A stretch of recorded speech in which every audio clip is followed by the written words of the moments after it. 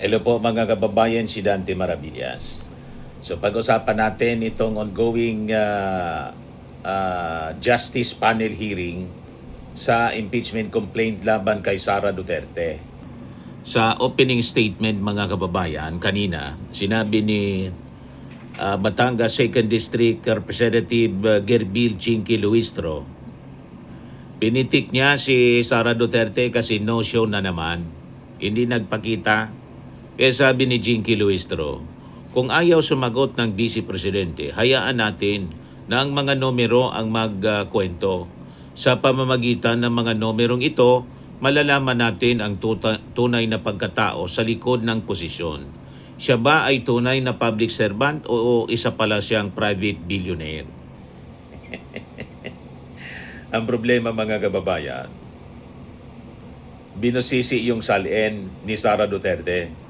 Sabi po ng ombudsman, si Sara Duterte nagdeklara ng no cash declared on hand or in bank from 2019 to 2024 base sa salin niya. Di paano anya yan, Mr. Maravillas? Walang cash pala sa bangko or cash on hand. Nasaan yung mga cash ni Sara na ginagamit sa mga pag-travel niya? Pambayad sa mga abogado. 16 na mga abogado. Saan? Yun na nga po. Lalong lumakas yung testimony ni Ramil Madriaga na yung cash mga kababayan nandun sa duffel bag. Hindi dineposito sa bangko, nasa duffel bag mga kababayan. Yung iba nasa kotse, diniliver mismo, punong-puno ng pera, kotse. Iniiwan na lang mga kababayan, tapos may van na may karga, mga kababayan, na limpak-limpak na salapi, bilyon. Yung testimony po mismo ni Ramil Madriaga.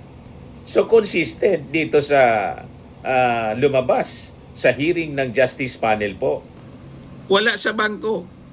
Walang cash on hand na diniklaro 2019 to 2024. Para siguro hindi matrace mga kababayan, walang money trail. Ganyan ang gawain ng mga sindikato po.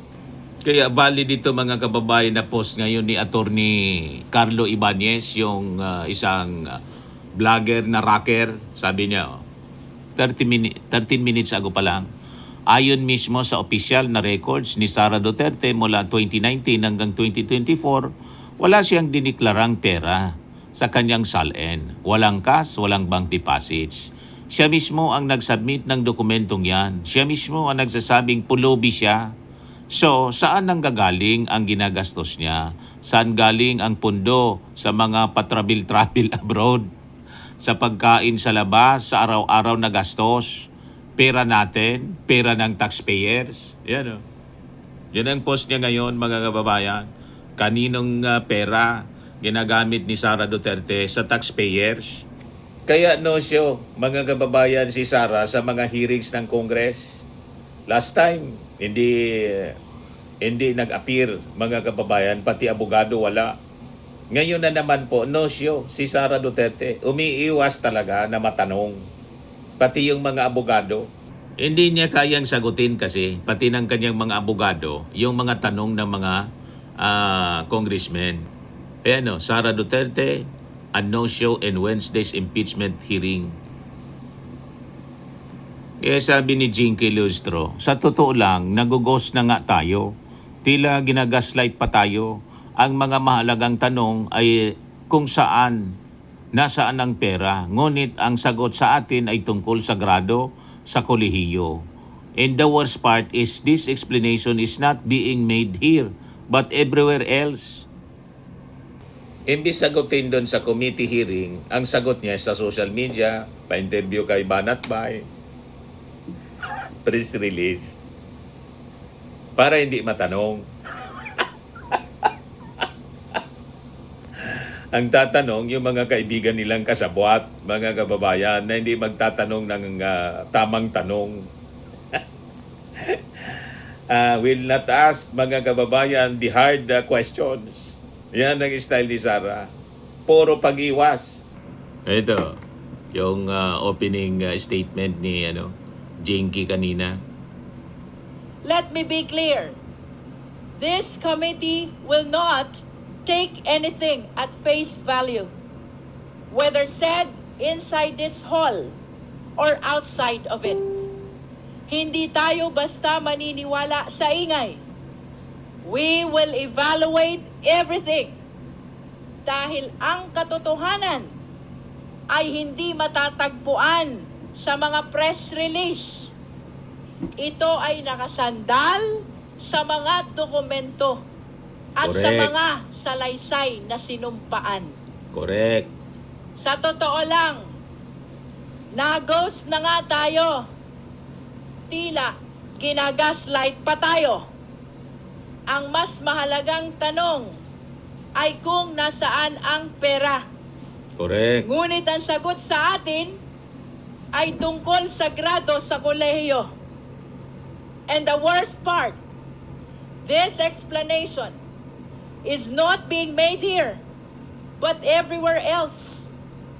Ang gusto natin ay testimonya sa ilalim ng sumpa. Pero ang ibinibigay sa atin, press release at content sa social media.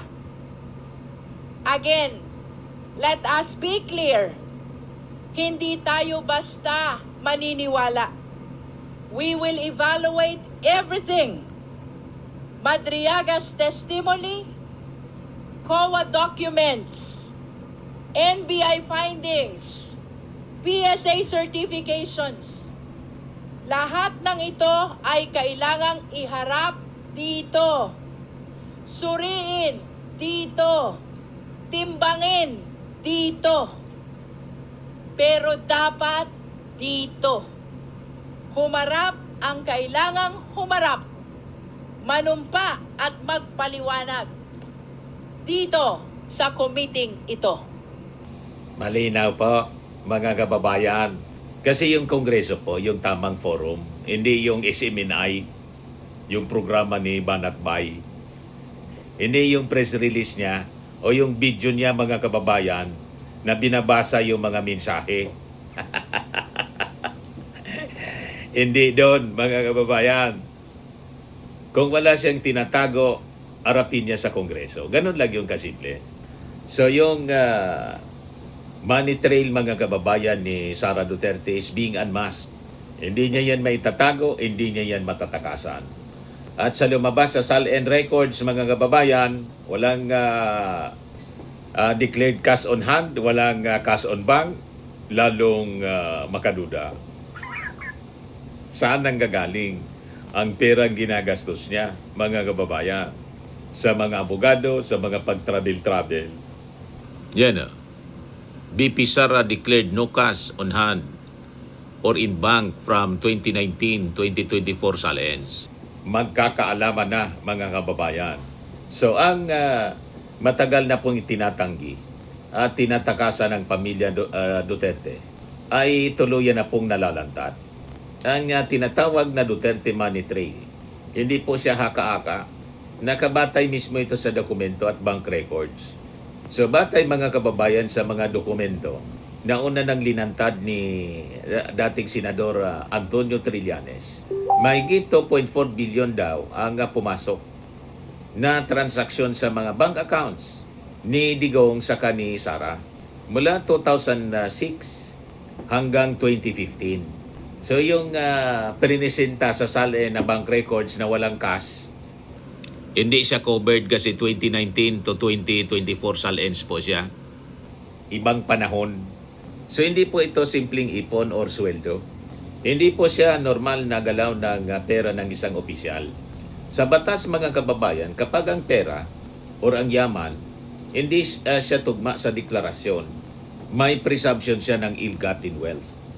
Kapag bilyon ang galaw pero milyon lang ang deklarado, malinaw na may problema pag ganyan. Ito ang mismong pundasyon ng kasong plunder at graft So ang sentro ng investigasyon na mga kababayan, isisawalat ni Trillanes. Kaya siya inimbita. Yung tungkol sa allegedly joint account ni Sara at sa kanyang tatay na si Digong. Sa BPI Julia Vargas sa branch sa Pasig City daw. Hindi ito hiwalay, individual account daw mga kababayan. I mean hindi ito individual account. Joint account ito mga kababayan. Ibig sabihin, hindi pwedeng magturuan, hindi pwedeng maghugas kamay. Shared ang control, shared yung liability siyempre. Kapag may anomalya, parehong mananagot. Ang birthday deposits, mga kababayan, base sa kwento ni Trillanes, isang araw, may 193 million daw. So ito yung transaksyon na hindi mo maipapaliwanag ng regalo or donation. Sa financial intelligence, structured deposit po ito. Ginagawa para umiwas sa detection. So ang tanong mga kababayan, sino yung magbibigay ng 193 million sa isang araw? At bakit magbibigay? So ito yung tanong na hindi masasagot ng isang press statement. Kailangan ng ebidensya at ito ngayon yung hinahanap mga kababayan. At yung mabigat na aligasyon ng droga, yun pa yung sinasabi ni Trillanes. Sa SALN underreporting, dito sila tagilid. Labis na mas malaki yung bilyon na transaksyon na minimension mga kababayan ni Trillanes sa diniklarang yaman ni Digong na 21 million. So ito yung pinakang problema. Ang SALN ay isang sworn statement. Kapag nagsinungaling ka dito, ay may criminal liability po. Hindi mo kailangang patunayan kung saan ang galing ang pera agad. Kapag may napatunayang hindi mo diniklara, may kaso ka na agad. Dito mga kababayan malinaw na tagilid talaga si Sara. Yan ang rason na possibly kung bakit hindi siya uma-attend sa hearing kasi mako-corner siya diyan mga kababayan sa pagtatanong ng mga congressmen. Kasi nandiyan makikita mga kababayan yung mga documented bank flows, yung mismatch sa SALN, may joint accountability, may testimonya na nag-uugnay sa source ng pera. So ito yung kombinasyon mga kababayan ng documentary evidence tapos testimonial support na isa po siyang matibay na basihan sa kaso. Ngayon dito tayo sa sakripisyo ni Deputy Ombudsman Arthur Carandang. Noong 2017, mga kababayan, kinumpirma ni Overall Deputy Ombudsman Arthur Carandang ng bank records mula sa AMLAC ay halos kapareho ng hawak ni Trillanes. Dahil dito sinampahan siya ng Malacanang ng grave misconduct at grave dishonesty at agad tinanggal sa serbisyo ng Duterte admin.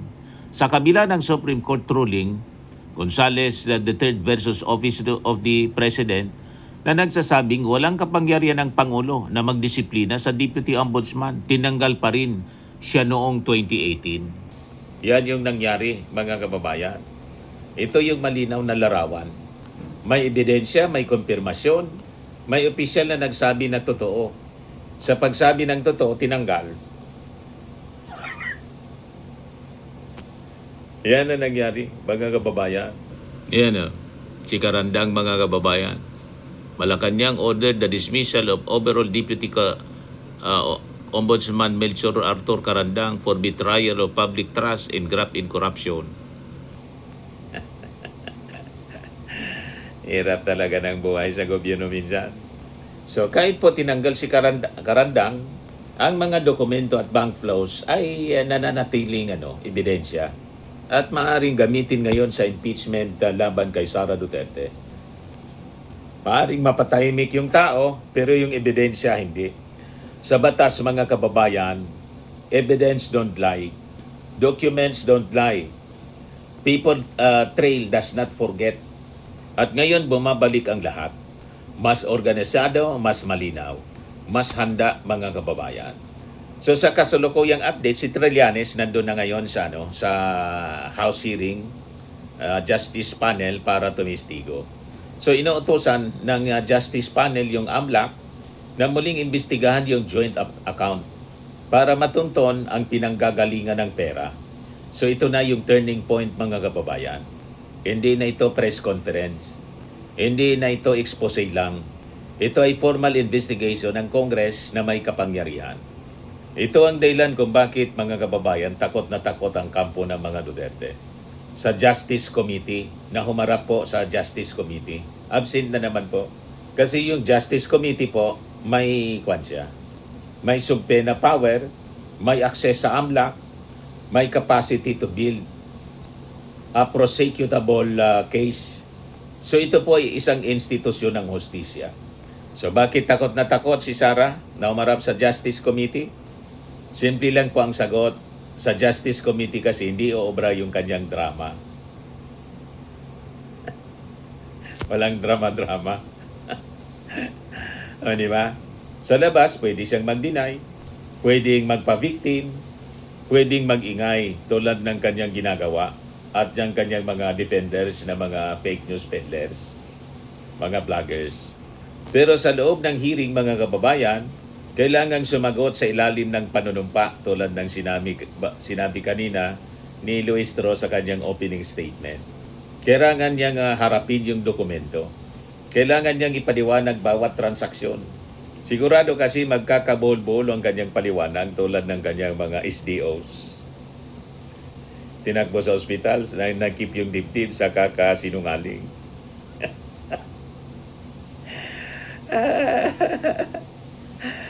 Di ba, mga kababayan? Doon sila nahirapan. Kasi hindi mo pwedeng i-spin yung bank records. Hindi mo pwedeng i-troll yung AMLAC. Hindi mo pwedeng takasan yung paper trail.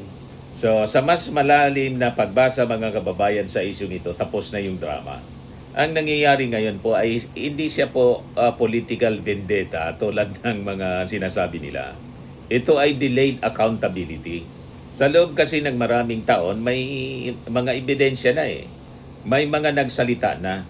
May mga nagtangka ng mag-imbestiga. Pero ang nangyari, pinigilan. Ngayon, wala na silang kontrol sa sistema. At dito lumalabas, mga kababayan, yung katotohanan. So ang mensahe natin, mga kababayan, itong issue ito, itong nangyayaring investigasyon, hindi po ito kampihan. Hindi ito issue sa kampihan. Ito po ay usapin sa tanong na matagal nang walang sagot. Saan galing ang 2.4 billion? Bakit may 193 million pesos sa isang araw? Bakit hindi ito nasa SALN? Bakit tinanggal yung nag-imbestiga? So hanggang walang malinaw na sagot, mananatili po ang pananagutan. At ngayon, malinaw na ang direksyon. Hindi na po sapat yung katahimikan. Kailangan na nila na magsalita. Ang pera po may bakas. Ang ebidensya may bigat. At sa harap ng hustisya, hindi po sapat yung pag-iwas. Panahon na para sumagot ang mga Duterte. Pero until today, sa justice hearing, mga kababayan, absent si Sara. Thank you, Madam Chair. So can we see it, please? The matrix. On the first point of observation that I'm making. Yung tungkol po doon sa wala na pong naipakita o wala na pong na-declare o report na cash in bank or cash on hand from 2019 to 2024. Pero nung mga una ay meron mga rini-report na mga cash on hand or cash in bank. So, mali ho atang matrix yung nakalagay dyan. Yung dapat po makita natin, yung matrix na pinapakita na wala na nga ng mga report ng cash on hand from Wala na. from 2019. Dati mayroon. Yes, it's there ho pala. So Hindi na from dineclare. 2019 to 2024, wala na pong cash on hand. Wala nang or pera cash si Sara, in bank. pero may panggasto Para sa akin po, travel, sabi ni ang Atty. biglaan at tuloy-tuloy Ibanez. na pagkawala May ng ibang bayad sa deklarasyon abogado. ng liquid assets, because cash on hand and cash in bank are liquid assets. Sa kabila ng dati, meron naman na mga halaga ng mga cash on hand, cash in bank ay nagdudulot ng pagdududa sa kawastuhan at kabuuan ng subsequent SAL-ends ni VP Sara. Second point of observation, Madam Chair, tungkol naman po sa liabilities. Nakita rin po natin na as to liabilities, VP Sara declared 6,954,454 in 2016. Nandyan ho ba yan? Yung liabilities, 2016, 6,954,454. At sa 2017 naman, liabilities of 6,313,188 in 2017 and 6,119,113 in 2018. At sa 2019 naman po ay 3,460,790 and 2,490,105.90 in 2020. Kapansin-pansin po na mula 2021, tanging ang kanyang asawa na si Maneses Carpio. Nagre-reflect ho ba yan dyan? Na tanging yung kanyang asawa na si Meneses Carpio ang may dineklarang mga liabilities at wala nang iniulat na utang o liability ni VP. Mako-confirm ho ba yan? Your Honor, I'm reading from the 2021 SALN submitted by the Vice President, and it is stated there that the liabilities was a personal loan from various creditors po by Attorney Manasseh Carpio. Yes. How about on the part of VP Sara herself? Meron pa ho ba ng mga report na liabilities in 2016, 2017, beginning in 2021? Meron ho ba report na liabilities? Let me check, Your Honor, with regard to the 2022 SALN of the Vice President.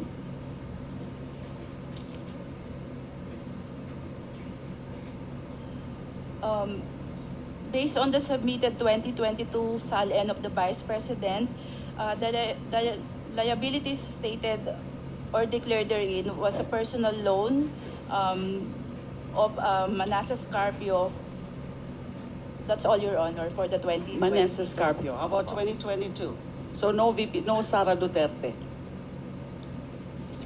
For the 2023 SALN, Your Honor, based on the submitted SALN by the Vice President, the liabilities declared therein was a personal loan of Manasseh Carpio, Your Honor. Again, of Maneses Carpio and not Sara Duterte. 2024, please.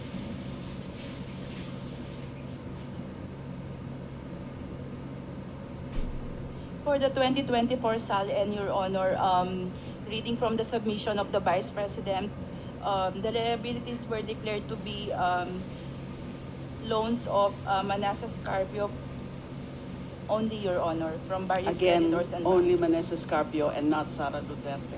Observation with respect to this, for the record, Madam Chair, ang ganitong biglang pagbabago sa paraan ng pag-uulat ng liabilities ay lubhang kahinahinala at nararapat siya sa atin, as it may indicate reclassification. Louder, Honorable De Lima, please. Ang ganito pong pagbabago sa paraan ng pag-uulat ng liabilities ay lubhang kahinahinala at nararapat siya sa atin, as it may indicate reclassification or possible circumvention of full disclosure requirements. One last point of observation, pagdating naman po sa net worth.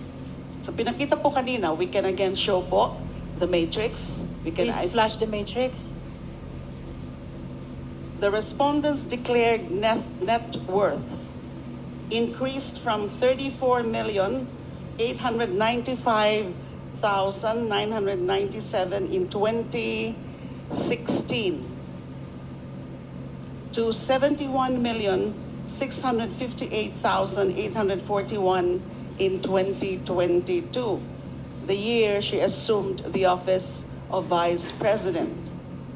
Sa loob lamang ng 2 taon, ito ay lalo pang umakyat sa 88,512,370.22 noong 2024. Obserbasyon po, ang ganitong mabilis at medyo malaking pagtaas ng yaman with the absence of declared liquid assets and the diminution or transfer of liabilities ay nagbubunsod ng seryoso ring pagdududa hinggil sa veracity, transparency, and integrity of the Vice President's financial disclosures. So those are my observations with respect to the SALENS. Maraming salamat po. The observation. Talagang kaduda-duda. Dumagdag yung net worth ni Sara abang walang dineclare na cash on hand, in cash on bank, cash on bank. Biglang nagdagdag na lang.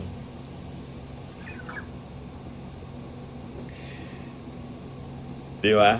Saan galing yon? Anyway, tuloy pa rin mga kababayan ng hearing. Kahit hindi mag-attend si Sara Duterte. Ayan man lang po, mga kababayan, yung mga developments ngayon. Ako po si Dante Maravillas. Bye-bye po. God bless.